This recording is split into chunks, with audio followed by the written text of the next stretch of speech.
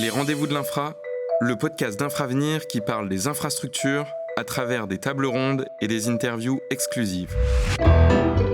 Mobilité, énergie, défis climatiques, infrastructure sociale. Toutes vos questions trouveront des réponses. Bonne écoute. Merci beaucoup. Je ne sais pas si vous nous voyez, mais on a une salle remplie de présents. Donc c'est très bien, c'est une bonne nouvelle. Et donc voilà, on va commencer par un petit merci à tout le monde pour être ici ce soir et pour avoir été patient pendant qu'on résoulait les problèmes techniques. Donc on vous accueille aujourd'hui pour une table ronde qui s'inscrit dans notre cycle innovation et qui s'inscrit également dans le cadre de l'Infra-Week, de la Paris Infra-Week 2023. On a commencé la semaine par une journée d'ouverture à Bercy et par la remise des prix Infra Next Gen. Et on a eu également hier l'occasion de parler autour d'une table ronde de la mobilité pendant les Jeux olympiques en 2024. Et aujourd'hui, on vous propose une table ronde autour du CCUS, c'est-à-dire Carbon Capture, Utilization and Storage. En français, la capture, le stockage et l'utilisation de CO2. Et donc, l'idée, c'est d'échanger avec les intervenants qui vont nous présenter le sujet en détail. Et on va avoir quelques questions qui pourront suivre par le public par la suite. On commence peut-être par un petit rappel. Vous le savez, le rapport du GIEC pointe la nécessité de réduire de manière immédiate les émissions de gaz à effet de serre pour atteindre la neutralité carbone en 2050. Cela, en France, représente divisé par 6 les émissions par rapport au niveau de 1990, suivant la stratégie nationale bas carbone. Le CCUS se présente aujourd'hui comme un important levier de décarbonation de l'air au service de la transition énergétique. Et lui, il va venir accompagner d'autres solutions de décarbonation, évidemment. Le GIEC appelle ainsi à l'accélération des technologies de captage et de stockage de CO2.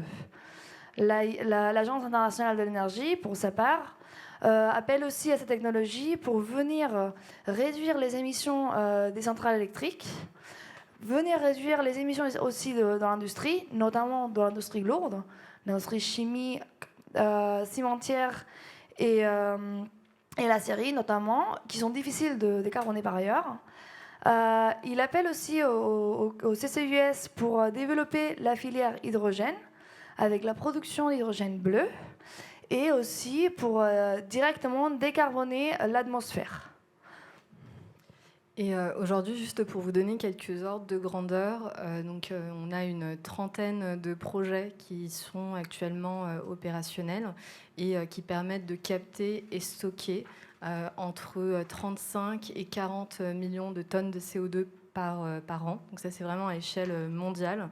Et cette trentaine de projets va contribuer à décarboner donc la production d'électricité et l'industrie. Et encore pour vous donner un autre ordre de grandeur, pour atteindre les objectifs que l'on a, objectifs de décarbonation, il faudrait multiplier par 50, entre 50 et 100, la capacité actuelle, donc, ce qui est énorme. Et le CCUS, en réalité, donc il y a le C, il y a le U, le S, et une multitude de technologies, une chaîne de valeur très large avec différents acteurs.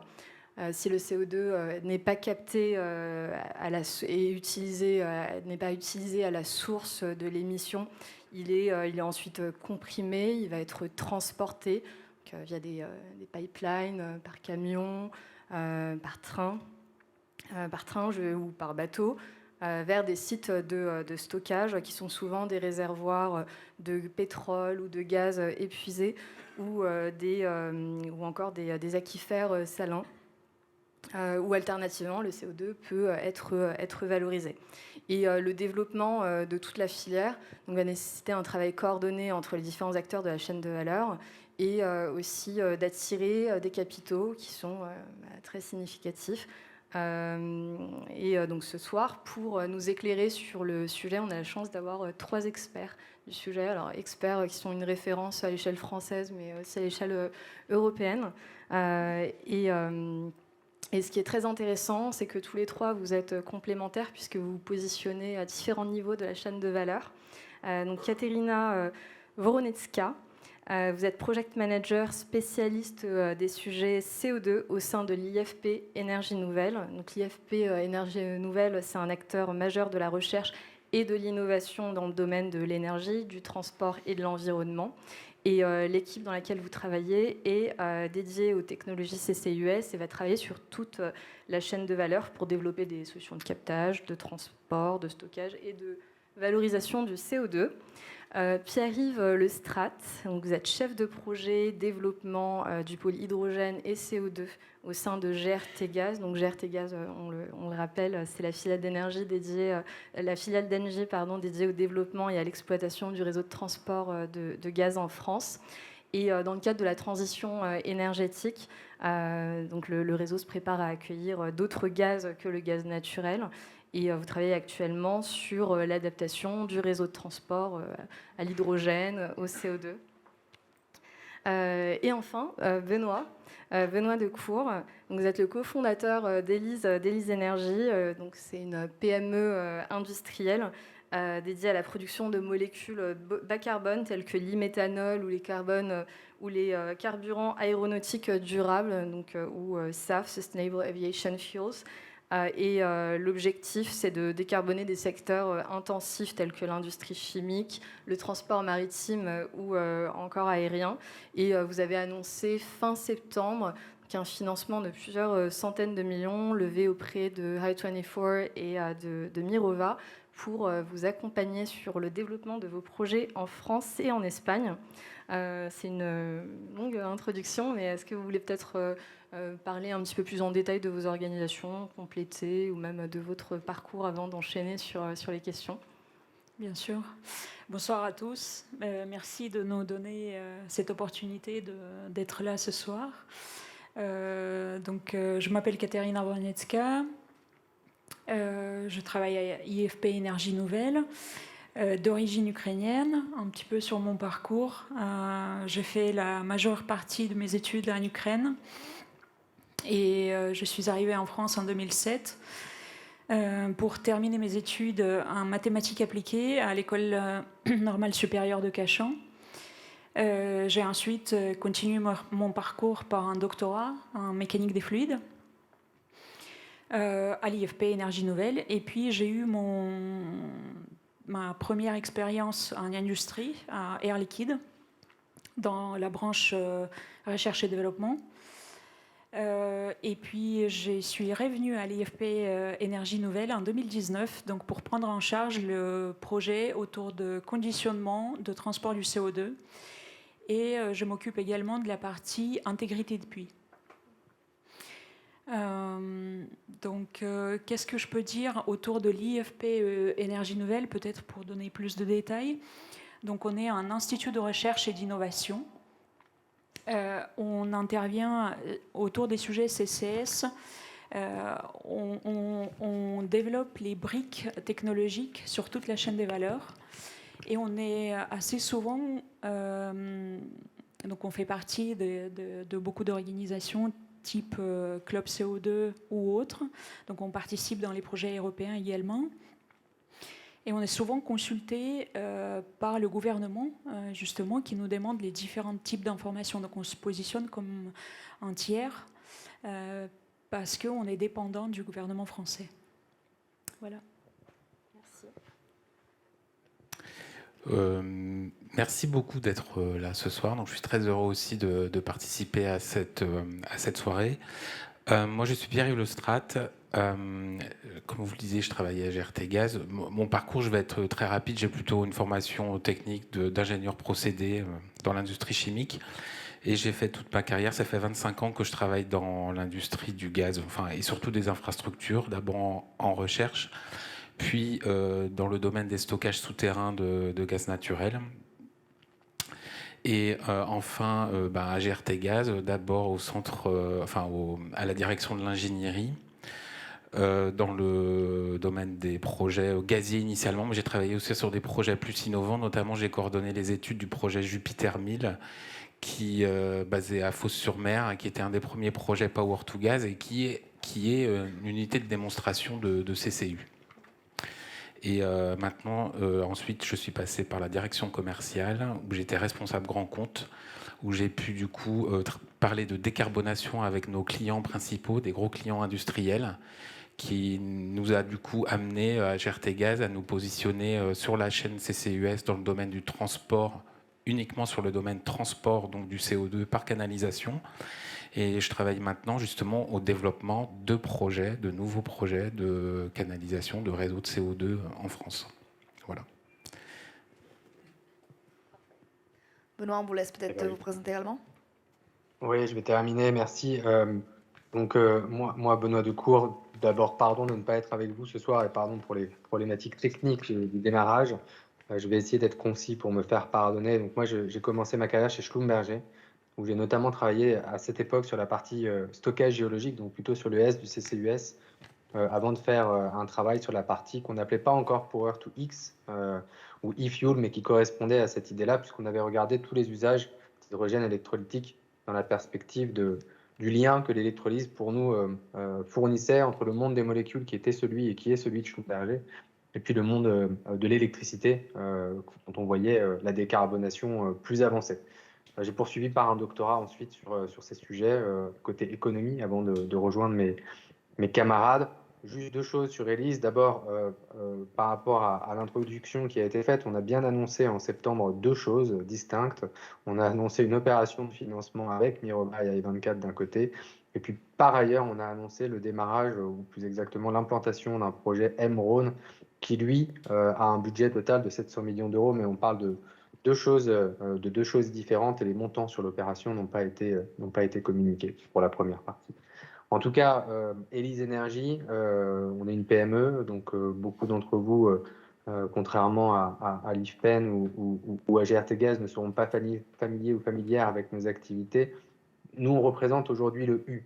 Évidemment, on a une partie de captage, mais on est un développeur opérateur. Donc, le modèle de l'entreprise, c'est de concevoir, de développer, d'obtenir les autorisations, par exemple, de construire, de financer, et puis demain d'opérer des unités sur deux molécules, l'électrométhanol d'un côté, et puis les carburants d'aviation durable de l'autre, avec, sur ce dernier thème, un projet majeur qui s'appelle BiotiJet et qu'on mène notamment en partenariat avec l'IFP Énergie Nouvelle, et puis par ailleurs d'autres projets d'électrométhanol, dont Emerone, que j'ai évoqué à l'instant, qui a été sélectionné par le Fonds européen pour l'innovation et qu'on mène en partenariat avec Holcim ou Lafarge. Et je m'arrête là. Merci. Et ravi d'être avec vous aujourd'hui. Merci Benoît et merci à tous. On voulait peut-être commencer la session de questions par un peu parler de la technologie en soi. Donc un peu, est-ce que c'est que le captage et le stockage? On parlera peut-être du transport et de l'utilisation plus tard.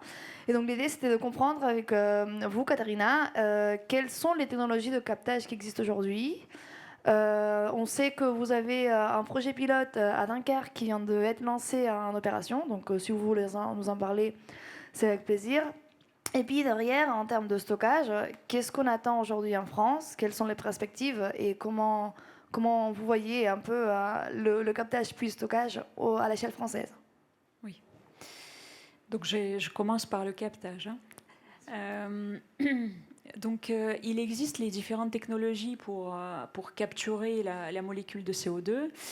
Et là, on distingue en général deux familles de technologies, donc des solutions technologiques. C'est soit on va capter le CO2 qui est issu des fumées, donc des différentes industries. Et là, qu'est-ce qu'on va utiliser? On va utiliser les solutions d'adsorption, donc typiquement des solvants. Donc ça, c'est une techno. C'est celle-là qu'on démontre actuellement à Dunkerque. Typiquement, la maturité de cette technologie, de cette solution, c'est TRL 7-8, à ceux qui ça parle. Donc c'est vraiment la dernière étape avant de passer à l'échelle industrielle. On a une autre technologie qui est la combustion donc en boucle chimique. Pour ceux qui sont intéressés, je vous laisserai chercher, CLC. On a un projet européen, donc Cheers, qui est actuellement en finalisation de construction en Chine. Donc cette solution, pareil, TRL7, Est-ce qu'on peut peut-être rappeler l'échelle des TRL pour ceux à qui ça parle un peu moins, peut-être? Oui, donc les TRL qu'on considère comme bas, c'est les TRL qui se trouvent entre 1 à 5 et qui est au stade de maturité, d'innovation, et les projets qui nécessitent encore une démarche de développement des briques technologiques pour ensuite passer au stade de développement. Donc on commence à parler du stade de développement entre ces TRL 5-6, et c'est là qu'on a besoin de démontrer la technologie. C'est-à-dire, quelque part, vous allez retrouver le moyen peut-être de réduire l'échelle et de démontrer votre technologie, donc la brique technologique. C'est là qu'on arrive avec les TRL 7-8. Et ensuite, ça se mesure jusqu'à l'échelle de 10. À 10, on est à l'échelle industrielle. Donc, l'intégrité, quelque part, de solutions qu'on développe, on cherche à monter à l'échelle. C'est une représentation assez basique. Mais c'est intéressant, ça permet d'apprécier de façon objective la maturité d'une technologie. Oui. Donc voilà, les 2 projets de démonstration de captage sont là. La troisième, qui est les procédés cryogéniques, c'est pareil, c'est une technologie qui est mature et qui est présente actuellement en France par les technologies d'air liquide. Maintenant, la deuxième famille, pour assurer le captage, les solutions de captage du CO2, c'est le captage direct dans l'air. Donc ce qu'on appelle DAC, Direct Air Capture. Et là, on parle plutôt des... Voilà, c'est TRL qui est forcément plus bas. Donc là, on parle du TRL de 4 à 5, parce que c'est les technologies qui sont en train d'être développées et pour lesquelles on va regarder comment est-ce qu'on fait quand les fumées ont déjà été émises et on installe les solutions justement pour quelque part traiter l'air qui contienne beaucoup moins, qui est beaucoup moins concentré en CO2 pour assurer le captage. Voilà, donc les deux grandes familles de captage sont là. Maintenant, si je parle des solutions pour le stockage, donc qu'est-ce qui est disponible aujourd'hui? Soit on va, comme ça a été rappelé, donc soit on va stocker le CO2 dans les réservoirs déplétés, donc les réservoirs qui ont été utilisés dans le cadre d'exploitation des hydrocarbures, qui sont vidés d'huile et de gaz, et on va chercher à les remplir par le CO2. Soit on va stocker dans les aquifères salins. Alors, ces 2 solutions ont les avantages et les inconvénients, toutes les 2. Il n'y a pas de solution miracle. L'avantage de la solution de stockage dans les réservoirs déplétés, c'est qu'on connaît très très bien ces réservoirs. Parce qu'on a, par le passé, on a une quarantaine d'années souvent, ou une vingtaine d'années d'exploitation des champs. Ces champs-là, on les a caractérisés. Donc, on connaît exactement les couches géologiques qu'on traverse. On connaît très bien nos puits, qui sont les puits injecteurs et producteurs. Donc, on a le contrôle sur les champs, sur les failles, sur le milieu poreux qu'on va chercher à remplir avec le fluide, donc avec le CO2. Donc ça, c'est super. En revanche, imaginez, vous arrivez sur le site, donc qui est quelque part, qui a déjà été exploité. Donc les puits sont forés. Ça veut dire que la roche couverture, qui est la roche imperméable, qui est présente là pour justement assurer le stockage pérenne, elle est quelque part trouée un peu partout. Il y a les différentes sortes de puits, et voilà. Et vous arrivez là, donc il faut être... en tout cas, il faut contrôler ce type d'environnement, et il faut être précis dans les solutions qu'on met en place pour assurer le stockage pérenne du CO2 dans les réservoirs déplétés. L'avantage de la solution de stockage dans les aquifères, c'est que là, on va concevoir depuis le zéro l'infrastructure qui va avec. Donc, c'est-à-dire, on va faire presque du sur-mesure pour assurer le stockage du CO2 dans les aquifères salins. Donc, mais l'inconvénient de cette solution-là, c'est qu'on connaît très peu l'environnement dans lequel on va travailler, parce que c'est nouveau. Parce que justement, ce n'est pas le cas des réservoirs déplétés. Donc on a tous les outils pour le faire, mais il faut savoir caractériser ces aquifères salins à l'échelle bassin. Donc quand je parle de l'échelle bassin, donc c'est plusieurs kilomètres, on a besoin de faire confiance de mettre en place en tout cas la simulation numérique et puis de mettre en place les mesures sur le terrain qui sont souvent les solutions très coûteuses. Et il faut les concevoir. Et aujourd'hui, en France, on en est où en termes de capacité de stockage? Est-ce qu'il y a déjà des régions qui ont été identifiées? Alors, pour le stockage en France, pour l'instant, on ne va pas stocker en France. On a plutôt le contrat donc, avec... on a quelques solutions. En tout cas, les premières solutions que nous avons identifiées, c'est la mer du Nord. En revanche, on a bien identifié quelques zones sur lesquelles on a besoin de travailler et qui vont arriver en premier, qui doivent en tout cas être caractérisées plus en détail pour éventuellement assurer la partie stockage. Et ces zones-là ont bien été identifiées et ils figurent dans la consultation du gouvernement français qui a été... c'est le document qui est sorti cet été, je ne sais pas dans quelle mesure vous êtes familier, mais donc il y a un bassin de Paris, il y a un Méditerranée, éventuellement le réservoir déplété qu'on pourrait peut-être utiliser. Voilà, il y a des solutions en tout cas. Ok, donc on est à un stade identifié, on peut dire. On les a identifiés. Maintenant, il faut caractériser les différents types de solutions, les caractériser en détail. Et puis là, on ne peut pas, quelque part, ne pas parler de... Alors, je ne vais pas dire acceptabilité sociale, parce qu'on cherche à changer ce terme. On cherche plutôt à dire de l'adhésion sociale ou d'engagement social, parce que on n'est pas non plus là à donner la solution et à chercher à ce qu'on l'accepte. On n'est pas dans cette démarche-là. On est plutôt dans la démarche, on va chercher à expliquer les solutions qu'on cherche à mettre en place. Et puis, exactement comme dans le cadre d'éoliennes, de faire adhérer le public, la société, vers les solutions qu'on propose. Merci.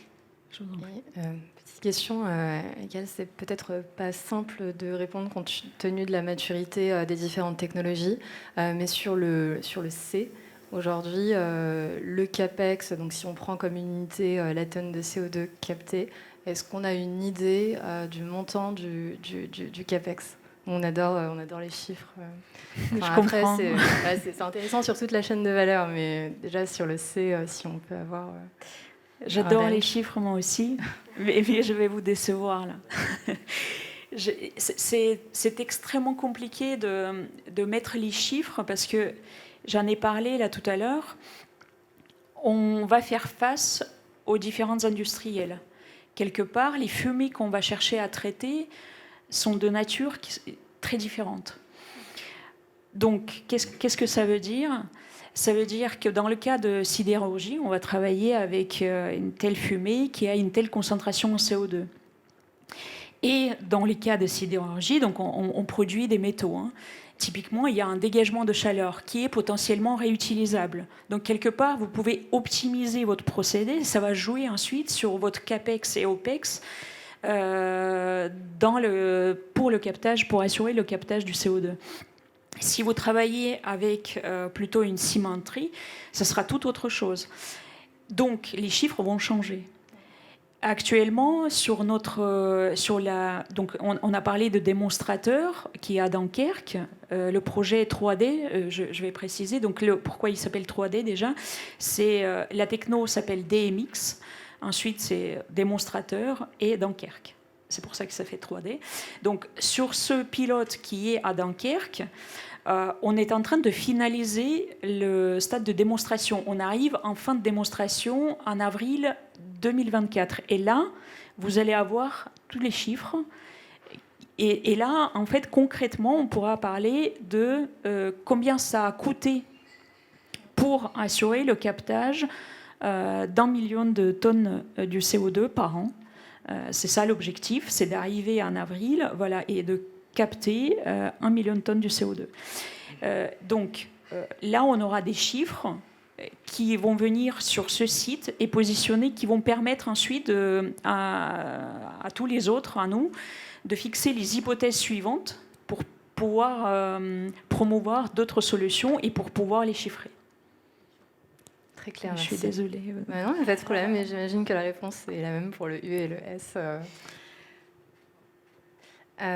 Oui, peut-être une autre question. Donc, un des challenges, c'est vraiment le travail coordonné de tous les acteurs de la chaîne de valeur et à l'échelle européenne, on y travaille.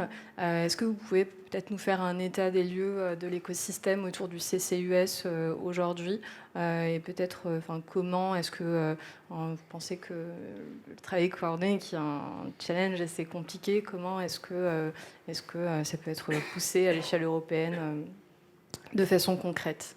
Pierre-Yves, peut-être on vous laisse prendre la main cette fois-ci. Comme vous voulez, Oui, bien sûr. C'était... Ok. Oui, l'écosystème, effectivement, comme vous l'avez expliqué, quand on parle de CCS ou de CCU, ou de CCUS, on parle d'une filière et d'une chaîne complète. Donc, Katerina a très bien parlé du captage et du stockage. Donc, il y a effectivement le captage situé chez l'émetteur. Après, il y a différents types de captage. Il y a le captage chez un industriel, sur un procédé industriel, et qui peut être du captage finalement de CO2 fossile.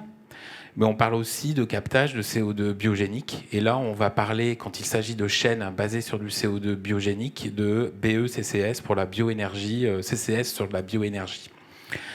Biogénique, ça veut dire que c'est du carbone issu de... du cycle naturel de la Terre, du cycle du carbone naturel sur la Terre. Donc finalement, c'est du CO2 issu de biomasse ou de biométhane ou d'usage de combustion de cette biomasse ou de ce biométhane. Et également la capture dans l'air. Alors, les acteurs là-dessus, c'est d'abord les émetteurs eux-mêmes, donc les gros industriels. Donc, on parle de la sidérurgie, des cimentiers, de la chimie, avec notamment des unités qui produisent pas mal de CO2 aujourd'hui. En chimie, c'est la production d'hydrogène, mais il y en a d'autres. Donc tous les industriels qui sont sur ces secteurs. Alors pourquoi ces secteurs? Parce que c'est les plus émetteurs et c'est aussi les secteurs sur lesquels il y a une grosse concentration donc d'émissions de CO2 et qui sont, on va dire, plus aisés à capter. Et donc c'est pas un hasard que la stratégie CCUS proposée par l'État au mois de juin et mise à la consultation publique a fait suite à finalement une période de concertation entre l'État et les 50 industriels plus gros émetteurs en France, dont font partie l'ensemble des industriels des secteurs que j'ai cités, et qui globalement ont... quand l'État leur dit l'objectif c'est que dans l'industrie en France vous baissiez vos émissions de CO2 de 30 ou 35% d'ici 2030, comment on fait? La réponse de ces industriels, c'est de dire on a un certain nombre de moyens de baisser ces émissions de CO2. Certes, l'efficacité énergétique, changer de type d'énergie, donc pour ceux qui peuvent, l'électrification, passer à des énergies vertes, etc. Et changer notre procédé un peu, voilà. Et pour un certain nombre, la solution pour arriver à ces niveaux de réduction, c'est de la mise en place du captage et du stockage de CO2 ou de son utilisation. Donc, et dans le domaine, donc ces émetteurs, ils vont aller chercher des procédés de captage, donc des procédés issus des développements en France de l'IFPEN. Et il y a d'autres acteurs, il y a des acteurs français aussi, de l'ingénierie comme Technip Energy qui propose qui, on va dire, commercialisent des procédés qui peuvent être étrangers, mais voilà, des procédés de captage. Il y a les gaziers industriels comme Air Liquide ou ses concurrents qui ont ces technologies cryogéniques, etc. Donc autant d'acteurs, à la fois les émetteurs pour la partie captage et les offreurs de solutions de captage. Ensuite, il y a l'étape de transport. Donc là, GRTgaz, on se positionne sur cette étape-là. Quand on parle de transport, c'est le transport entre l'émetteur et soit le stockage, soit un site de valorisation du CO2.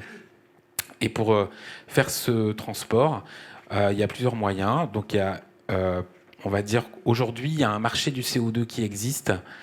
Voilà, il y a le CO2 purifié que peuvent produire les gaziers industriels. Ils ont un certain nombre d'usages, pour le Coca-Cola, pour l'agroalimentaire en général, mais aussi pour d'autres applications plus industrielles.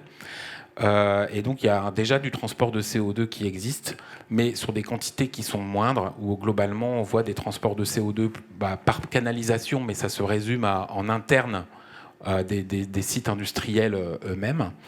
Ou par train ou par camion, voilà, sous forme de CO2 liquéfié, liquide. Donc plutôt à pression moyenne, on va dire, mais température négative, de l'ordre de moins 20 degrés, etc. Et il y a le transport. Alors pour le cadre du CCS et du CCU, donc là on parle d'échelles, de grosses échelles. Quand on parle de décarbonation par CCS et CCU, on parle de décarbonation de bassins industriels comme celui de Dunkerque, comme celui de Fos-Marseille, comme celui de l'Axe Seine, Le Havre, Rouen, Port-Jérôme, comme celui de Montoire-Saint-Nazaire, etc. Et donc on est sur des enjeux de transport de plusieurs millions de tonnes de CO2 par an. Et donc là, les solutions pour les transporter jusqu'à des stockages, c'est le pipe, c'est la canalisation, c'est le réseau, donc ce que fait GRTgaz aujourd'hui pour le gaz naturel, et l'hydrogène, et bientôt le CO2. Et aussi le transport par bateau. On parlait de développement de stockage aujourd'hui, une offre de stockage, l'offre principale en Europe, on la voit développée en mer du Nord. Donc ça nécessite un transport depuis ces pays d'Europe vers la mer du Nord. Il y a plusieurs moyens de le faire. Il y a par bateau, donc c'est la même, c'est le même type de bateau que les bateaux qui transportent du GPL ou du méthane ou le GNL. Donc le CO2 il doit être liquéfié et embarqué sur ces bateaux et transporté à des terminaux de réception près du stockage, et où là, il peut être injecté au niveau des stockages. Ou ça peut être aussi, on commence à parler de projets de pipe offshore entre les côtes du nord de l'Europe et la mer du Nord. Et là, les acteurs sur le transport onshore en France, il y a GRTgaz. Il y a aussi, alors on n'est pas les seuls à transporter du gaz en France. On a le monopole sur quasiment toute la France, sauf le sud-ouest. Les autres, c'est Teréga. Donc eux, ils se positionnent aussi sur des projets de CCS et de transport de CO2 dans le sud-ouest. Il y a Air Liquide. Qui d'autre sur les terminaux, plutôt les terminaux où on va trouver de la liquéfaction et le chargement de bateaux. Classiquement, ça va être les opérateurs de terminaux méthaniers aujourd'hui, donc LNG, qui est une filiale de GRTgaz notamment, ou Dunkerque LNG, donc eux ils ont 3 terminaux en France, ou Dunkerque LNG qui est Dunkerque. Voilà. Et enfin le stockage, et là pour le développement de stockage, alors pas trop en France comme on le disait avant, mais il y a quand même des acteurs qui s'y intéressent pour du déplété dans le sud-ouest, donc c'est notamment Teréga avec un projet qui s'appelle Picasso. Et il y a également bien sûr en mer du Nord et ailleurs les gros de l'oil and gas. Moi je citerai en premier Equinor, anciennement Statoil, donc la société norvégienne, avec Total Energy, Shell, BP, et il y a Eni aussi qui est très, très présent, que ce soit en Grande-Bretagne ou sur un projet là plus en Méditerranée à Ravenne en Italie. Voilà. Donc un écosystème, voilà, une chaîne assez complète. Et moi, si je veux citer un enjeu quand on parle d'enjeu de perspective de la filière industrielle, on voit que côté captage, on a des technologies plus ou moins matures. Chez les émetteurs, on a des émetteurs de CO2, des industriels, qui sont à des niveaux de maturité sur leur, on va dire, application de captage sur leurs process qui peuvent être aussi assez différents. Puis j'ai oublié de citer l'utilisation dans toute la chaîne, évidemment, et avec des acteurs qui est très bien représentés aujourd'hui avec Élysée Énergie, bien sûr, et puis d'autres. Et donc l'enjeu, c'est pour mettre en place une chaîne, donc finalement, le client de la chaîne CCS, ça va être l'émetteur, ça va être l'industriel, qui, plutôt que payer ses quotas CO2, dans le futur, les quotas gratuits vont baisser, ils vont être amenés à payer, ça va leur coûter très cher. Et donc, s'ils veulent émettre moins de CO2, ils seront obligés de mettre en place ces solutions de CCS. Et c'est là où, c'est eux qui finalement vont être clients de l'ensemble de la chaîne, et qui finalement vont la payer, cette chaîne, en tant que client du transport, que ce soit pipe, terminaux, et du stockage au final. Et donc quand ils expriment le souhait de mettre en place ces projets de captage de CO2 et de stockage, ils s'adressent à nous, mais ils s'adressent aussi aux stockeurs, etc. Et finalement, pour qu'une chaîne comme ça puisse se mettre en place, ça implique des prises de décision d'investissement sur ces différentes briques, de ces différents opérateurs. Et pour que ça fonctionne, va falloir que ce soit plutôt bien coordonné, en termes de décision d'investissement, en termes de dimensionnement, en termes d'études et de séquencement de l'ensemble de la chaîne. Et c'est un enjeu et un défi très important de mon point de vue. Voilà. Et c'est pour ça que c'est aussi important de vous avoir, vous les trois, qui demain, va falloir que vous soyez tous bien coordonnés pour que ça fonctionne. C'est ça. Tout à fait.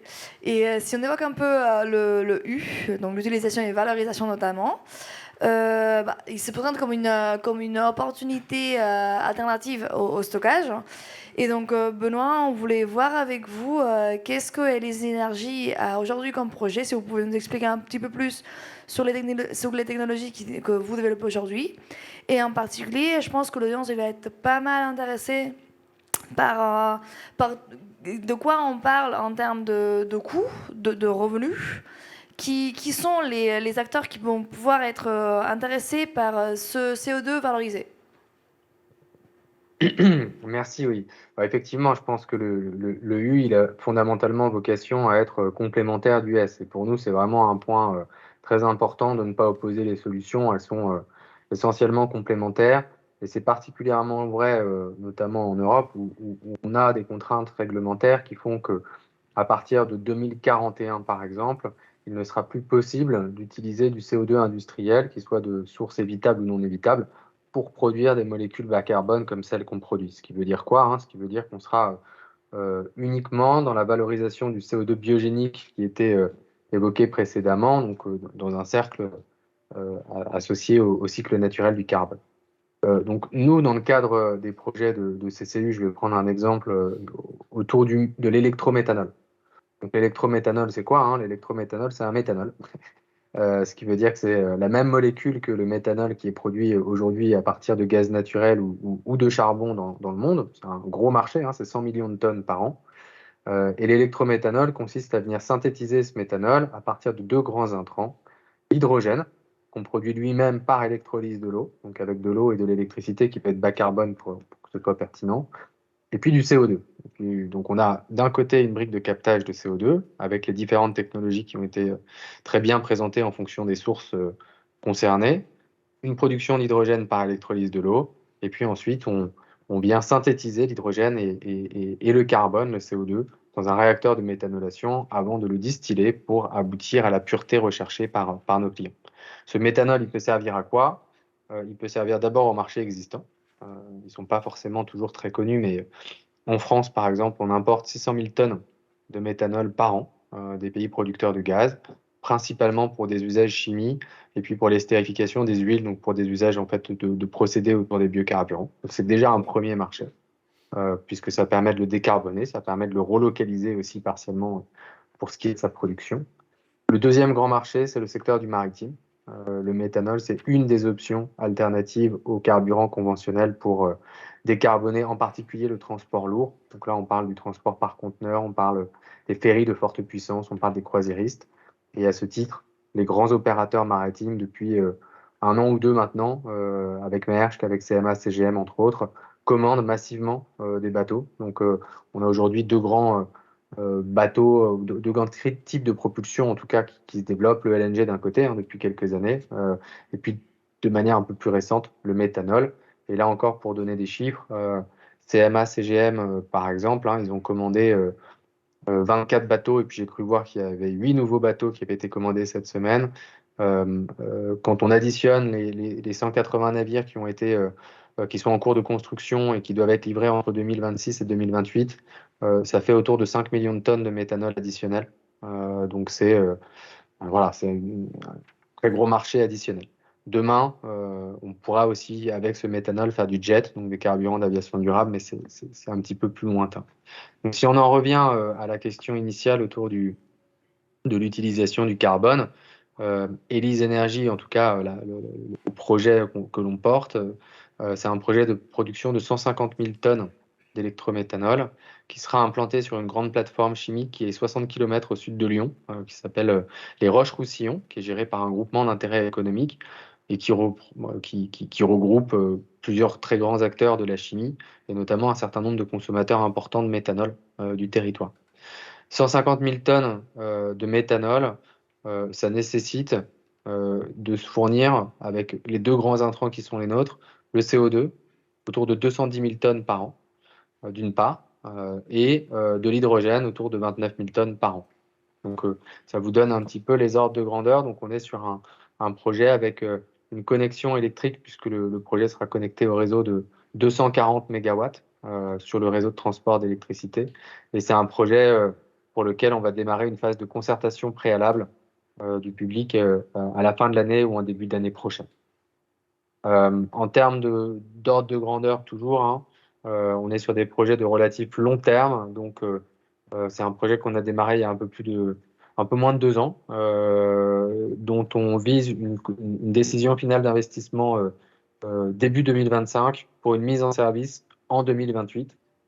Et c'est un projet qui a été sélectionné par le Fonds européen d'innovation cet été. On est encore en discussion évidemment sur la partie Grant Agreement, mais ça fait partie du jeu.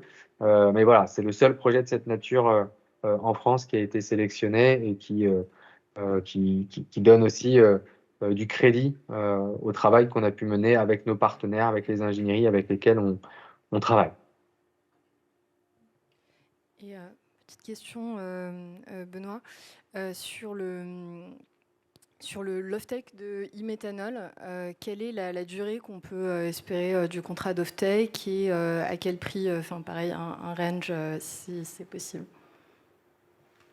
C'est une bonne question à laquelle je vais avoir du mal à répondre. Non, sur la durée, on a besoin de durées relativement longues. Vous êtes, je pense, dans cette assemblée familière du sujet. Donc, évidemment, si on veut arriver à financer le projet, il faut des contrats d'une durée suffisante pour permettre leur financement. Je pense que dans le secteur du maritime, c'est des choses qui sont nouvelles, mais qui sont quand même entendues parce que il y a eu un précédent au niveau du LNG. Donc on part pas de contrats où il n'y a même pas de take or pay sur un an, comme on peut le voir dans l'aviation par exemple, où c'est vraiment un marché liquide. Il y a déjà eu des premiers projets qui ont nécessité d'avoir des durées d'engagement relativement longues, avec différents mécanismes qu'on peut imaginer ensuite de participation dans des sociétés projets, des choses comme ça. Donc sur des durées le plus long, le mieux, mais je pense qu'un range quelque part autour de 10 ans, il est important en tout cas pour arriver à réduire les coûts de financement du projet. Quant au prix en matière d'off-take, pour le coup, c'est des molécules qui reflètent le prix de l'électricité, pour être un peu simplifiant. Donc selon le prix de l'électricité, selon le CAPEX, mais globalement, on est quelque part entre 50, 60, 70% de notre coût de production, c'est de l'élec. Donc, pour pouvoir vous répondre, il faudrait que l'on ait une réponse également de la part de EDF et de l'État qui sont en train de discuter de ces sujets-là et des discussions auxquelles on est évidemment très attentif et relié parce que pour le coup, les projets français auront une base nucléaire qui sera importante. La compétitivité de la France vient de la capacité pour des projets comme les nôtres qui sont électro-intensifs à aller chercher de l'électricité bas carbone en base. Et de ce point de vue-là, les textes européens ont en plus le mérite de l'avoir finalement qualifié parfois par des procédés détournés, souvent de manière imparfaite, mais néanmoins, ça qualifie ce type de projet et donc c'est pour nous important. Mais pour ne pas répondre à la question complètement sur les off-take, quand on regarde les chiffres qui sont cités par certains clients dans les conférences internationales sur le méthanol, ils partent quelque part entre 1000 et 1800 euros de la tonne, sachant que sur du méthanol gris, le méthanol fossile qui est tradé, par exemple à Rotterdam, vous allez être quelque part autour de 400 euros aujourd'hui. Et pour avoir un autre ordre de grandeur, les OPEX sur un projet d'e-méthanol, par exemple, qu'est-ce que ça représente par rapport aux revenus ? Alors, les OPEX par rapport au CAPEX ou comment vous voyez les... Non, vraiment par rapport aux revenus, l'off-take de e-méthanol. Par rapport aux revenus, tout dépend de l'off-take. Donc ça va fondamentalement dépendre des niveaux d'off-take qui vont être signés. Mais globalement, on est sur des projets qui ont une caractéristique, c'est qu'ils sont à la fois très capitalistiques. Vous avez rappelé un chiffre qui a été rendu public, mais on estime au niveau d'ingénierie qui est le nôtre aujourd'hui, les CAPEX sur un projet comme Emerald autour de 700 millions d'euros, mais ce sont des projets qui sont complètement tirés par les OPEX. Ok, très clair, merci.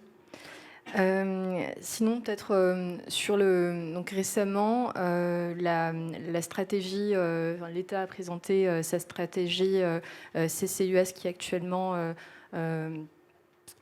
soumise à consultation. Donc dans cette stratégie CCUS, l'État évoque un partage des risques entre les exploitants des infrastructures de transport, l'État et les industriels. Quels sont les mécanismes que l'on peut espérer ?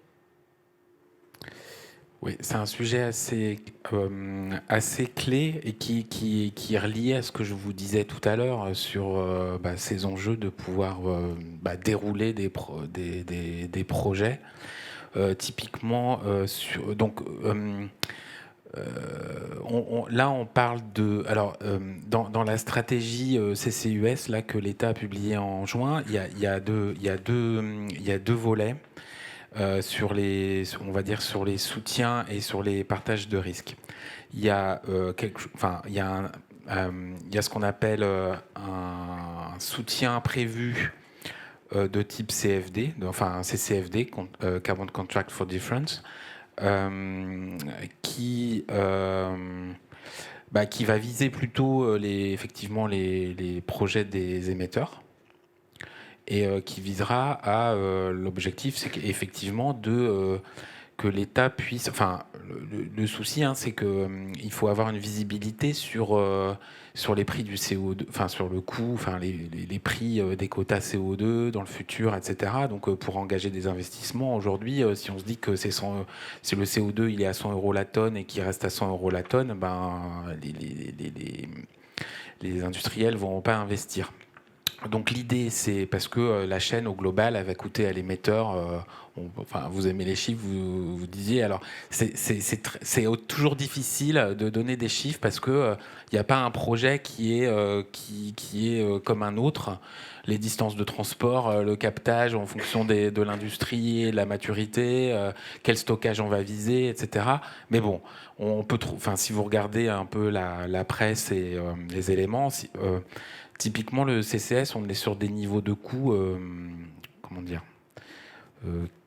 qui, au regard des perspectives, enfin, on va dire, ou des prévisions de ce que pourrait être le prix du CO2 dans le futur, à 2030 et au-delà, a tout son sens. Mais en attendant, il va falloir soutenir pour engager les investissements qui sont longs, enfin, qui doivent se décider maintenant.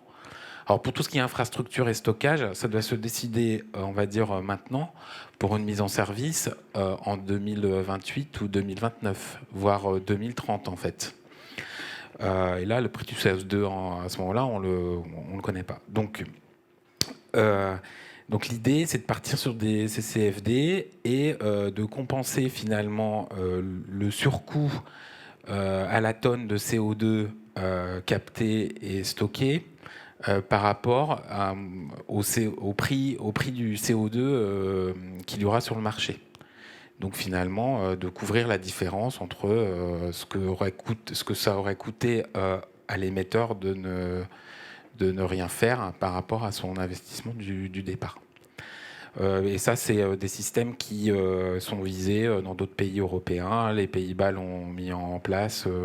La Grande-Bretagne, sur sa stratégie de développement de décarbonation, il y a un gros axe aussi sur le CCS. Et donc, c'est ce type de soutien qui est prévu. Et la France souhaite mettre en place également ce type de soutien. Alors, selon différents modèles, j'imagine, et c'est pour ça fait partie justement des questions posées par cette consultation. Donc ça vise, on va dire, les émetteurs et qui seront couverts à la fois sur le coût global, donc à la fois sur le CAPEX et les OPEX. Et dans les OPEX, donc il y aura ces CAPEX à lui, à l'émetteur, celui qui, et donc principalement sur le captage, et il y aura les OPEX, et dans les OPEX, il y aura ce que lui coûte sa prestation de transport et de stockage. Donc c'est une forme de soutien à la fois de toute de la chaîne plus en amont, mais qui ne couvre pas après tous les risques liés à ce développement de projet. Et donc il y a un autre risque et qui est très important on regarde des développeurs, des infrastructeurs, comme nous côté GRTgaz. C'est le risque, ce qu'on appelle le risque volume.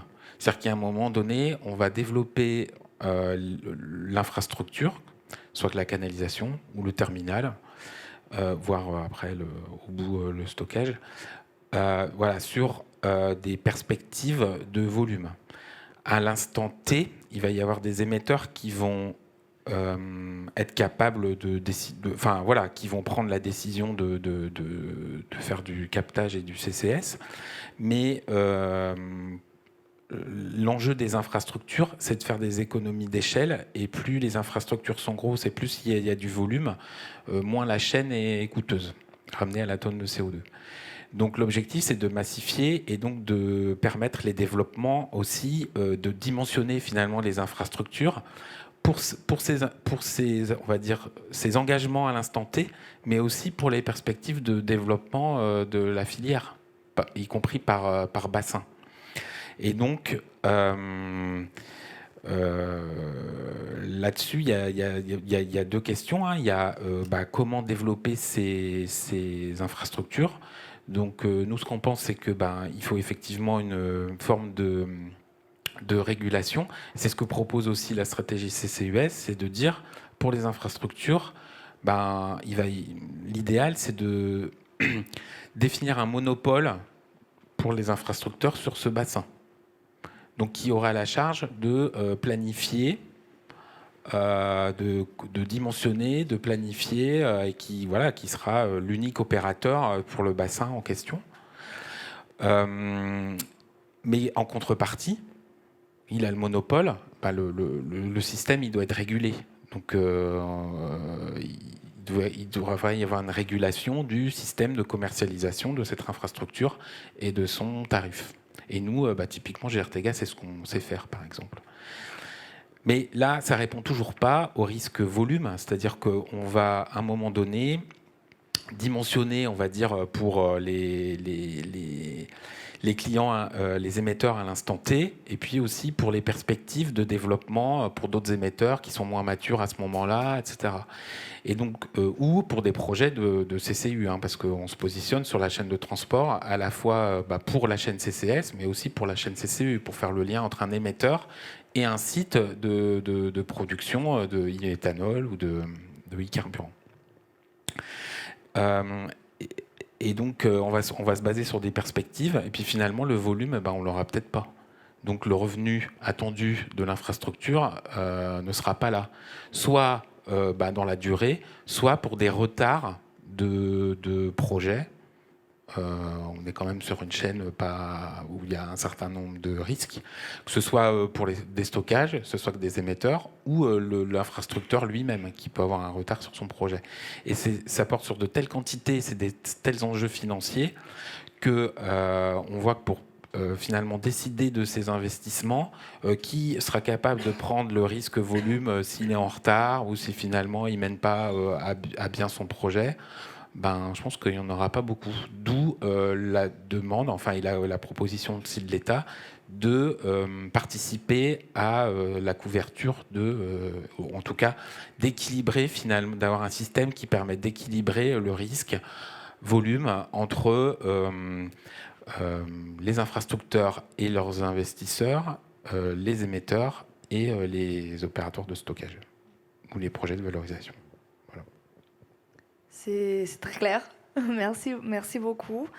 Et peut-être pour compléter ce que vous étiez déjà en train d'expliquer. Donc, on a bien compris que du coup, il y a besoin d'une coordination entre tous les acteurs, qu'il y a besoin d'une certaine régulation de la part de l'État, de sorte à ce que toutes les briques de la chaîne soient sécurisées pour le déploiement des technologies qui aujourd'hui ont besoin d'énormément de financement et d'énormément de coordination. Qu'il y a de petites solutions de financement qui commencent à se mettre en place. Peut-être ce qui pourrait être intéressant si chacun de vous pouvait nous donner une idée de quel est l'ordre de grandeur de financement qu'on attend pour chaque brique, si vous les avez. Et après, comment est-ce que ce financement il pourra être retrouvé au-delà de la participation de l'État qui est déjà en place, et évidemment des efforts industriels qui sont faits. Autrement dit, c'est quand que d'autres acteurs vont rentrer dans la chaîne et comment ils vont pouvoir le faire. Tu veux commencer comme tu veux. Non, vas-y. Je ne suis pas un spécialiste. Alors, je pense que quand on parle, donc pour compléter ce que disait Pierre-Yves tout à l'heure, en fait c'était très bien dit, donc on a besoin de réfléchir côté mutualisation. Donc, quand on réfléchit côté mutualisation, c'est là qu'on va pouvoir baisser des prix, des coûts, mais aussi qu'on va donner envie, parce que c'est toute l'infrastructure qui se met en place, donc on va donner envie aux investisseurs de participer. Ça devient beaucoup plus concret. D'accord ? Moi, si je me mets à la place de celui qui émet, un émetteur, donc le pauvre, on le charge. Je veux dire, moi, je n'aurais pas envie d'être responsable de ma molécule sur les phases où j'ai aucun contrôle. C'est-à-dire, d'accord, je l'émets. D'accord, je vais assurer le captage. Qu'est-ce qui va se passer ensuite pour le transport ? Comment est-ce qu'on va purifier le CO2 ? Comment est-ce qu'on va le comprimer ? Comment est-ce qu'on va l'amener jusqu'au point d'injection et injecter réellement ? J'ai aucun moyen de contrôler ça. Donc, il y a besoin, comme disait Pierre-Yves, de mettre en place le système qui permet que à la fois l'émetteur est confiant sur tout le reste du parcours, à la fois c'est lui qui exécute chacun des étapes, contrôle à la perfection, j'ai envie de dire, pour toute la chaîne. Et donc, voilà, c'est, à mon avis, encore une fois, là pour l'instant, on ne peut que donner notre avis sur ça, et tout va dépendre de systèmes qu'on va choisir pour le développement futur. Si on fonctionne, encore une fois, si on fonctionne par mutualisation, donc création des clusters et des hubs, ça sera une infrastructure. Si c'est un autre système qui se met en place, et qu'on a besoin de faire fonctionner brique par brique, ça veut dire système linéaire quelque part. Comment est-ce que les responsabilités vont se répartir? C'est une autre question. Ok. Benoît, peut-être vous avez aussi une vision par rapport à ce partage de risques et à ces structures de financement? Oui, effectivement. Nous, d'abord, on est bien conscient que les financements publics vont pas être en capacité de financer les projets dont les niveaux de capitaux sont ceux que j'ai mentionnés. Et en conséquence, il est essentiel, et je crois que ça a été rappelé ce matin par Bruno Le Maire, de mobiliser les capitaux privés. Comment on fait pour mobiliser les capitaux privés et quand on le fait, c'est les grandes questions. Nous, sur des projets de U, ce qui est assez prégnant, c'est qu'on a plusieurs types de risques. On a des risques, nous, en tant qu'entreprise, en contrepartie, par exemple, du fournisseur d'électricité qu'il faut traiter. On a des risques qui peuvent être ceux de nos off-takers. Alors, c'est moins vrai dans le maritime, mais typiquement dans l'aviation, est-ce que une compagnie aérienne est investment grade et est-ce qu'elle offre le niveau de risque qui est acceptable en matière de financement? Voilà, je ne suis pas sûr qu'il y ait beaucoup de compagnies aériennes qui satisfassent à ça. On a les risques en matière technologique, pas tellement dans les briques qui individuellement sont relativement matures, mais dans la gestion des interfaces entre ces briques et quel va être le rôle et la garantie qui sera apportée par l'EPC, notamment sur ces interfaces-là. Donc, tout notre travail à nous, développeurs, c'est évidemment de rendre petit à petit comestible ce type de projet, donc de réduire ces risques dans la phase dans laquelle on est, qui est la phase de développement du projet, jusqu'à la décision finale d'investissement. Évidemment, l'État, il peut avoir un rôle important, y compris dans cette phase, qui est dans la phase dans laquelle les besoins de subventions sont les plus importants, entre guillemets, parce que les besoins en capitaux commencent à être importants sur ce type de projet. C'est quand même le défi d'obtenir les autorisations et autres. On est sur plusieurs dizaines de millions d'euros, voire plusieurs centaines de millions d'euros selon les projets à risque. On n'a pas d'autorisation, on n'a pas de permis de construire. Voilà. On n'a pas encore complètement finalisé le projet. Donc c'est à ce moment-là qu'on attend l'État en aide. Et de manière générale, nous, on est très sensibles et mobilisés avec les services de l'État pour travailler sur des mécanismes qui permettent de limiter ces risques. Donc ça peut être des garanties, par exemple, sur les projets, ce genre de choses qui permettent voilà, encore une fois, de prendre sa part en matière de garantie pour limiter le risque et faciliter l'accès au financement privé et aux capitaux privés. Puis le dernier point, pour ne pas être trop long, c'est évidemment, ça fait écho à ce que je vous disais tout à l'heure, mais c'est un peu spécifique au U, les besoins en matière de subventions et les besoins en matière de capitaux et de garantie, ils vont être très impactés par est-ce qu'on a un off-taker qui est capable de s'engager suffisamment longtemps avec un prix suffisant, et ça dépend fondamentalement de l'électricité qu'on sera en mesure d'aller sécuriser. Et donc, c'est un autre levier important, évidemment, notamment dans un pays comme la France, que de savoir vers quel type de projet, quel type de filière l'État souhaite flécher une partie de l'électricité nucléaire dont on dispose. Ça, c'est une décision qui revient évidemment aux politiques. Et peut-être une dernière question. Quel est, selon vous, à quel horizon est-ce que vos projets peuvent devenir scalables et peut-être pour mieux comprendre la stratégie d'Élysée Énergie, quelle est votre stratégie géographique et votre appréciation de la profondeur de marché? Alors, il y a beaucoup de choses dans la question, mais sur la partie profondeur de marché, nous, on est assez convaincus qu'il y a un marché très significatif, à la fois tiré par la réglementation, par les engagements volontaires d'un certain nombre d'acteurs. Donc, pour le coup, le marché au niveau global, et on est sur des types de molécules qui sont liquides, qui se transportent en plus très bien, sur des coûts de transport qui sont extrêmement peu significatifs par rapport aux coûts de production. Donc, le marché, il est là. Nous, sur notre empreinte géographique, aujourd'hui, on a fait le choix d'être présent dans deux types de géographie. La France d'un côté, parce qu'on était convaincus que justement cette électricité bas carbone, combinée à des grandes plateformes chimiques qui sont engagées dans la décarbonation, qui ont des sources de CO2, qui apportent des utilités, un savoir-faire, un bassin d'emploi, et donc qui nous permettent de déployer relativement rapidement ce type de projet dans de bonnes conditions pour les premières industrielles, faisait qu'il y avait un sens à développer ces projets en France. Mais néanmoins, on était au moment du lancement de l'entreprise dans une phase où on ne savait pas si l'électricité nucléaire allait être qualifiée par les textes européens. Et donc, très vite, on a également fait le choix d'être présent de l'autre côté des Pyrénées, avec là, pour le coup, un modèle d'approvisionnement électrique qui est assez différent, puisqu'on est sur un approvisionnement en renouvelable électrique, avec à la fois du solaire et de l'éolien. Donc, on est présent sur ces deux géographies. Sur la capacité à scaler, je pense que la principale limite, c'est toujours la limite des intrants. Donc, le CO2 peut être une contrainte, ça peut paraître contre-intuitif dans le monde dans lequel on est, mais le CO2 biogénique pour nos projets ou dans certaines géographies est une contrainte, incontestablement. Et là, on retombe sur les questions qui étaient mentionnées sur le transport et toute une série de designs auxquels on peut réfléchir. Est-ce qu'on va transporter l'hydrogène vers des points de source de CO2? Est-ce qu'on va transporter le CO2 vers l'hydrogène? On verra, mais en tout cas, c'est une option.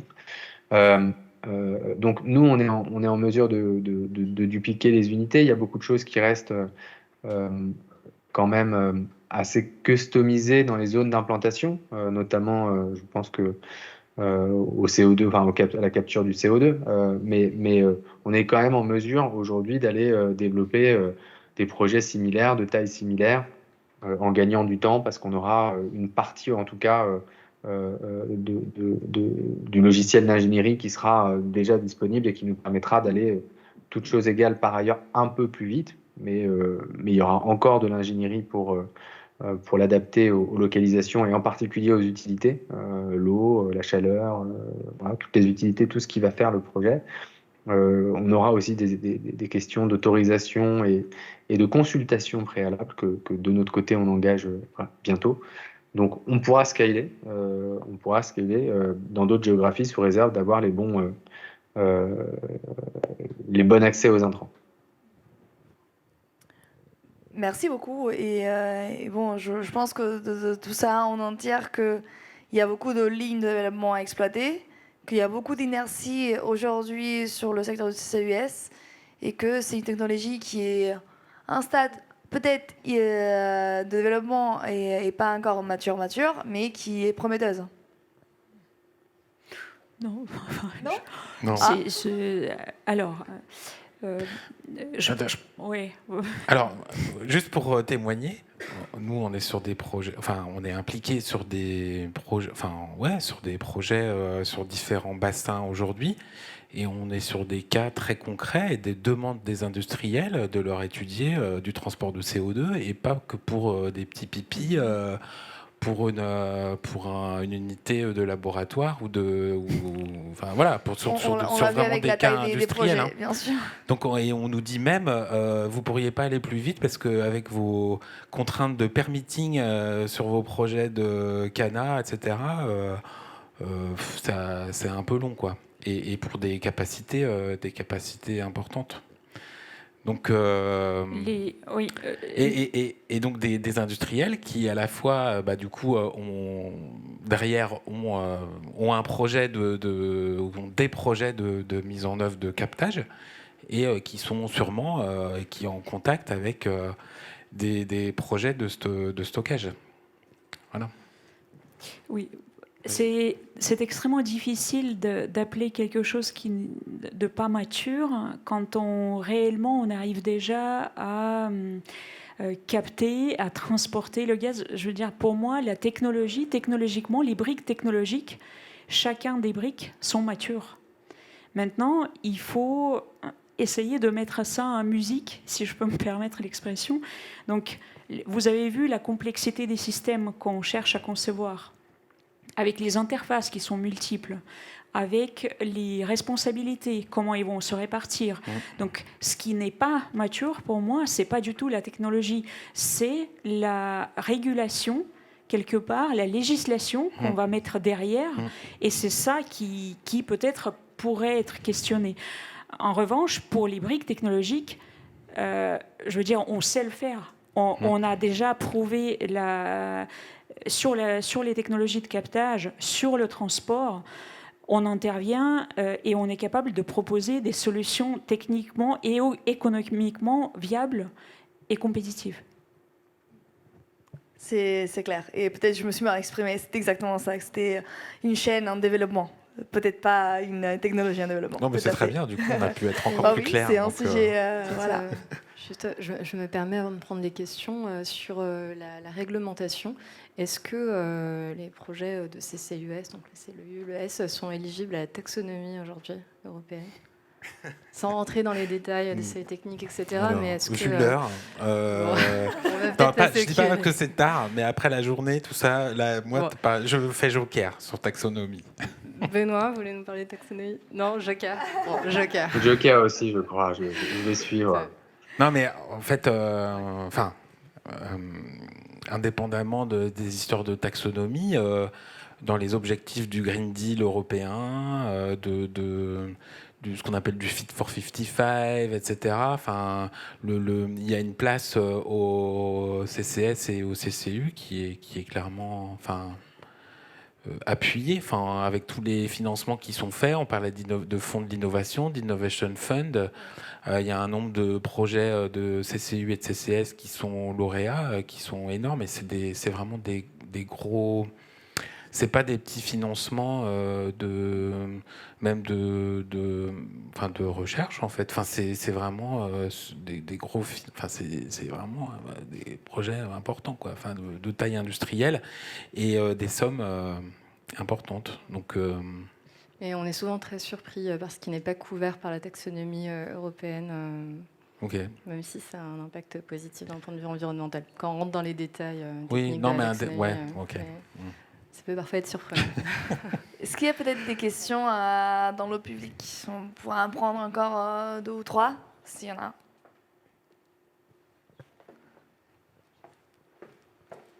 Juste pour préciser, si vous pouvez bien parler sur le micro, parce que des fois, c'est difficile de vous comprendre. Merci beaucoup. Une question vraiment simple de quelqu'un qui... c'est la première fois que j'assiste à une conférence sur le sujet.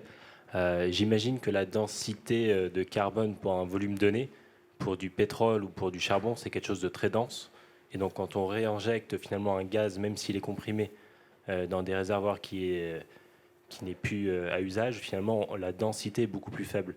Donc ma question c'est, est-ce qu'on aura une limite finalement dans les réservoirs naturels qui sont disponibles pour accueillir ce CO2, ou finalement l'enjeu c'est juste dans le captage et le transport, et que dans les réservoirs qu'on connaît, il y aura ce qu'il faut pour mettre le CO2.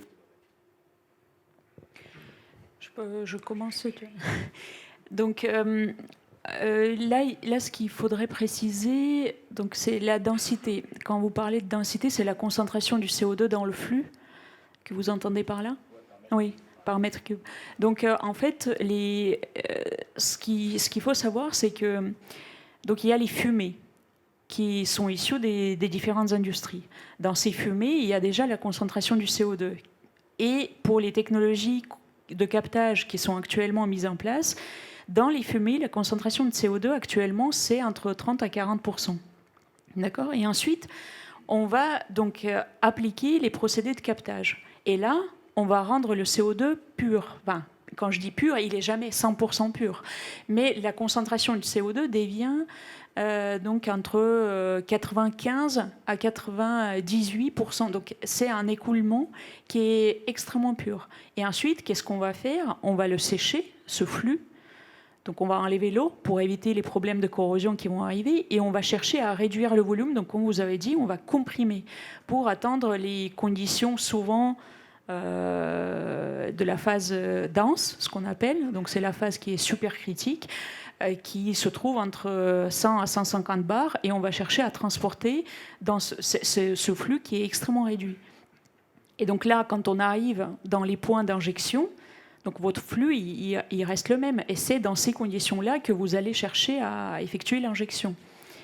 Donc, pour moi, quand on parle des réservoirs déplétés, en fait, on est très loin des limites, d'atteindre les limites. Parce que quand vous allez pouvoir injecter le CO2, en amont, vous allez démontrer exactement quelle est la capacité d'accueillir, parce qu'en fonction de roche, de réservoir, de type de roche, c'est un milieu poreux qui est avec les perméabilités qui sont différentes, donc qui est capable ou pas d'accepter un certain volume du CO2 que vous allez chercher. Donc tout ça, on le caractérise précisément avant d'arriver sur site. Donc j'espère que pour moi, on ne va jamais chercher à... même si on atteint un limite, on cible un autre réservoir ou un aquifère salin ou autre chose. Ou même temporairement, on va utiliser un stockage temporaire s'il faut. Mais votre question elle portait peut-être aussi finalement globalement sur la capacité... Enfin, quelle capacité de stockage sur quelle capacité de stockage on peut compter ? Et donc combien d'années on pourrait stocker ? C'est un peu ça aussi votre question, j'imagine. Oui. J'ai pas envie de monopoliser le. Non. Voilà. Mais si on dit que finalement tout le charbon qu'on brûle et tout l'huile, enfin en gros le gazole qu'on va brûler, on doit d'une manière ou d'une autre le remettre sous terre. Oui, ok. Ouais. Bah en fait non. Hein, en fait le but c'est pas de continuer à utiliser du fossile pour aller stocker le CO2. Aujourd'hui, la cible pour le stockage de CO2, ce sont des industries et des usages, des process industriels qui font qu'on peut vraiment pas faire autrement. Donc ne sont pas ciblés. Donc par exemple, les cimentiers, c'est le meilleur exemple. Les cimentiers, le CO2, les cimentiers, qu'est-ce qu'ils font ? Ils partent du calcaire. Et ils en font ce qu'on appelle du clinker, qui rentre en grande majorité, rentre dans la composition du ciment. Et transformer le calcaire en clinker, ça produit du CO2. Et là, c'est pas issu du pétrole et du gaz, c'est du CO2 du calcaire en fait. Et on peut pas faire autrement. Donc les cimentiers, typiquement, c'est une des cibles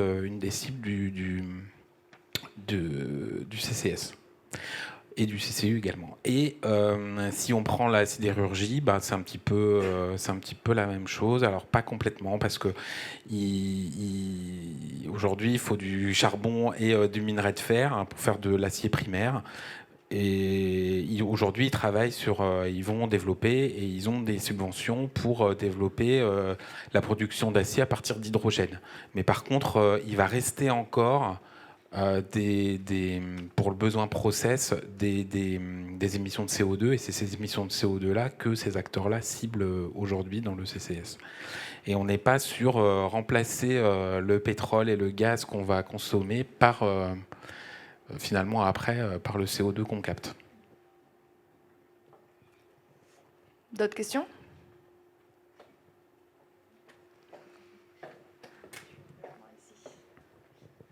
Merci. Peut-être une question pour vous, Pierre-Yves.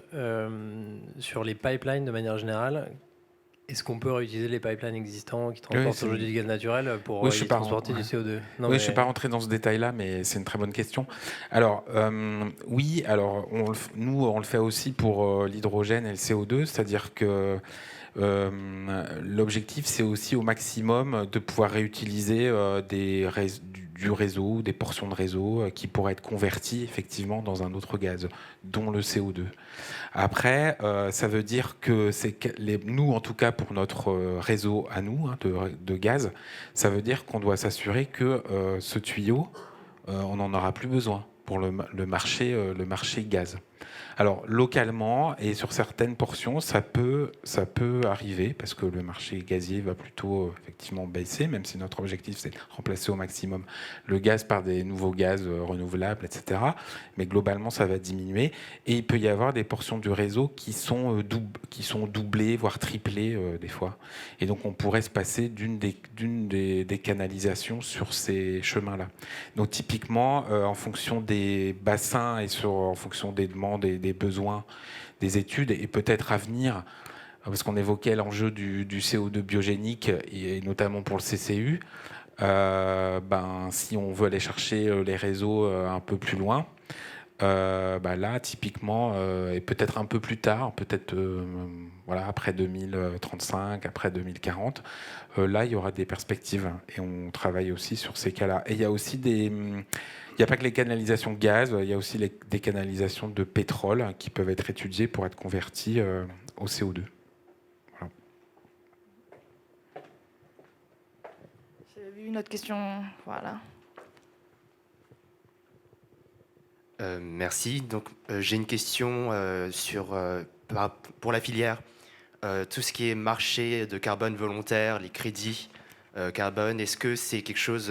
quel est votre avis sur ce potentiel débouché pour tout ce qui est CCS? Est-ce que c'est quelque chose qui peut driver énormément le développement de la filière, ou c'est plutôt quelque chose qui... une perspective un peu dangereuse, ou voilà, quel est votre avis général sur cela?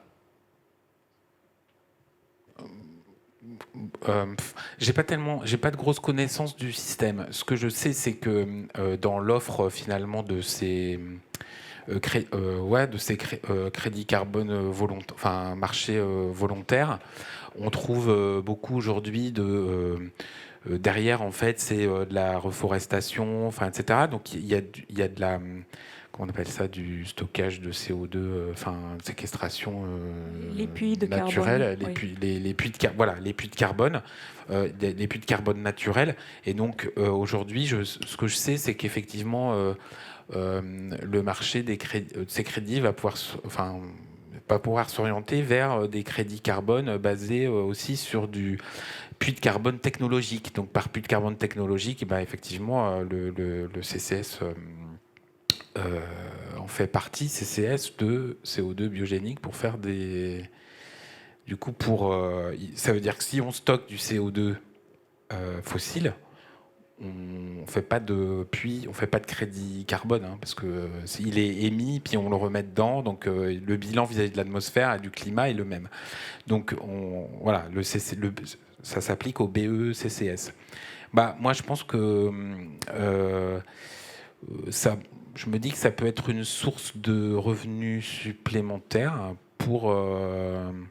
parce que là, le CCS, on l'a vu, quand on en a parlé, cible, on va dire, les émissions qui sont pas, qui sont plutôt fossiles, et donc l'industrie, qu'on n'ait pas, et qui vise à réduire le paiement de leur quota CO2. Donc, je pense que ça peut être un marché supplémentaire, effectivement, pour financer les stockages. Oui, complètement d'accord. C'est les solutions. Alors après, pour l'instant, on a peu d'éléments pour apporter des réponses concrètes. Sur ces solutions. Et c'est ce que ça suppose. C'est aussi un système après de traçabilité du CO2 qui doit être mis en place. Mais c'est vrai, indépendamment de votre question sur le marché volontaire des puits de carbone, c'est un vrai sujet, parce que nous, par exemple, si à un moment donné on transporte du CO2, on ne va pas faire des canalisations et des réseaux pour du CO2 biogénique et du CO2 fossile. Donc ça devrait être dans le même. Donc finalement, il devrait y avoir un système de traçabilité du CO2, comme il en existe aujourd'hui sur le biométhane, avec des garanties d'origine, ou et que ça a fait ses preuves, ou sur l'électricité renouvelable, l'électricité produite à partir d'éolien ou de solaire est bien injectée sur le même réseau de transport et de distribution d'électricité. On ne fait pas de réseau, là c'est la même chose. Mais du coup, ça suppose vraiment, parce que stocker après du CO2 biogénique ou du CO2 fossile, ça n'a pas le même impact sur le climat. Il y a un cas où on est dans un puits de carbone lorsqu'il s'agit de CO2 biogénique. Ça, il faudra bien le mesurer et pouvoir le garantir et le certifier sur toute la chaîne. Donc ça suppose d'avoir un système qui doit être mis en place. Après, savoir dire si c'est bien, pas bien, chacun se fait son idée. Mais... Par rapport notamment à la technologie de captage dans l'atmosphère. Ah oui. Il y a une question sur celle-là qui est beaucoup moins mature technologiquement en termes d'efficacité du processus. Et donc, est-ce qu'il y a un potentiel, notamment, pour accélérer, driver ce développement-là? Quelles sont vos perspectives vis-à-vis de cette technologie qui fait beaucoup plus controverse que l'absorption en fin de processus industriel? C'est une des questions qui est en cours. Donc sur les technologies de captage direct dans l'atmosphère, c'est une des questions à laquelle on cherche à avoir des réponses, parce que c'est des plus petits émetteurs et ceux qui sont les plus isolés qui vont potentiellement avoir besoin de se mettre ensemble pour racheter, ce que vous dites, les crédits carbone quelque part, et pour justifier après les revendre derrière. On ne sait pas encore comment ça va fonctionner, mais effectivement, donc là, on a parlé des gros industriels, des solutions qu'on met en place pour 50 ou 100 les plus gros émetteurs. Qu'est-ce qui va se passer avec les autres? Il faut leur apporter des solutions. Et on sait qu'en géographie, ils ne vont pas avoir l'infrastructure qui est en place pour assurer la purification du flux, la compression, le transport. Donc là, les solutions de captage direct s'imposent. Donc quelque part, on a besoin d'étudier ces solutions des procédés en rupture pour assurer le captage du CO2, et donc d'étudier ces questions de marché carbone, des quotas. Merci beaucoup. Je pense qu'on a fait un bon tour des sujets. Allez, dernière question, et on passera au cocktail. Merci. Peut-être une question pour Benoît. Vous parliez tout à l'heure des obstacles potentiels à la production de l'e-méthanol. Et qu'en est-il de la catalyse de la réaction? Et quels sont les catalyseurs qui, aujourd'hui, permettraient de produire 150 000 tonnes par an, ou demain peut-être? Merci. Alors, je vais éviter de rentrer dans le détail des catalyseurs, parce que je ne serai pas la bonne personne pour le faire. En revanche, aujourd'hui, c'est vrai que historiquement, il y avait plutôt... dans les trois... Pour le dire de manière macro, quand on regarde les trois briques, méthanolation, carbone capture, électrolyse, d'un point de vue technologique, celle qui nous inquiète le moins, c'est la méthanolation. C'est aujourd'hui celle qui est la plus disponible sur étagère, avec des garanties proposées par les fournisseurs qui sont les plus standards et maîtrisées, même s'il est vrai que la production de méthanol était historiquement sur une base CO et pas CO2, et qu'en conséquence, le passage de l'un à l'autre n'est pas complètement trivial. Et quand on discute avec les grands acteurs du marché que vous connaissez peut-être, Topse, Jensen Mafi, et pour ne citer qu'eux, mais ils sont pas très nombreux, c'est pas aujourd'hui quelque chose de fondamentalement inquiétant et de problématique. Voilà, donc en quelques mots, on n'a pas de difficulté fondamentale sur ce sujet, même si, encore une fois, la seule unité de très grande taille qui tourne vient d'être ouverte par CRI, Carbon Recycling International, en Chine, qui avait une unité de plus petite taille en Islande, à Grindavik, depuis quelques années. Mais voilà, globalement, on n'a pas d'inquiétude côté fournisseur sur ce sujet-là.